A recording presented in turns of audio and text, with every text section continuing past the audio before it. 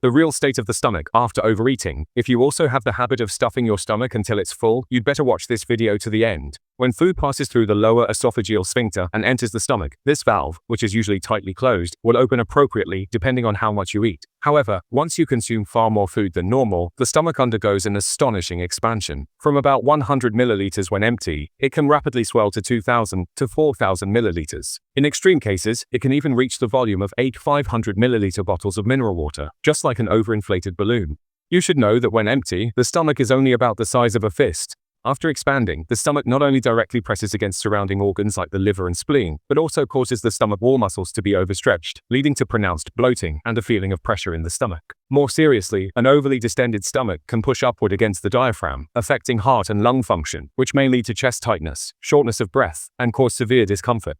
At the same time, the overstretching of the stomach wall muscles impairs normal peristaltic function, and with relatively insufficient digestive fluids, it is easy to develop symptoms of indigestion such as bloating and abdominal pain. If the pressure inside the stomach becomes too high, it may also cause acid reflux.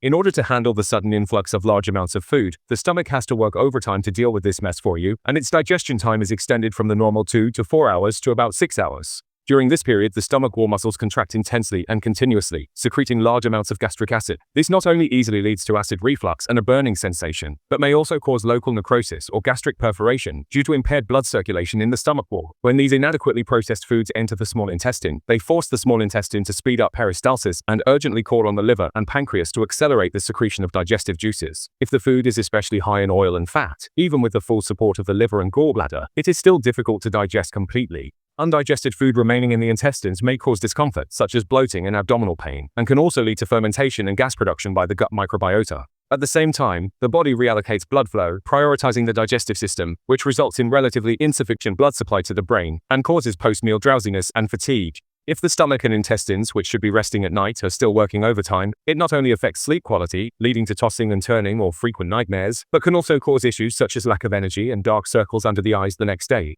Long-term overeating and drinking can trigger a series of chain reactions. The stomach wall muscles may gradually become lax, leading to gastroptosis or chronic gastritis, and dysfunction of the small intestine may result in impaired nutrient absorption.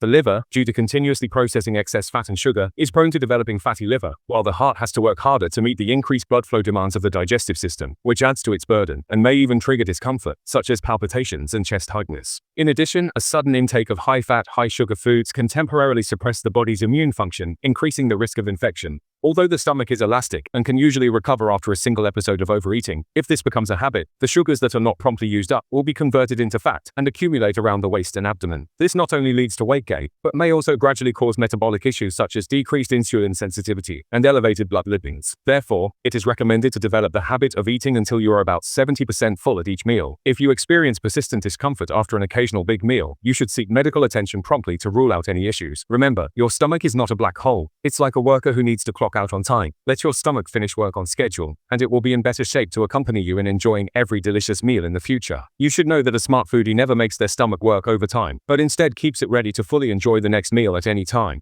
Please leave a comment after watching.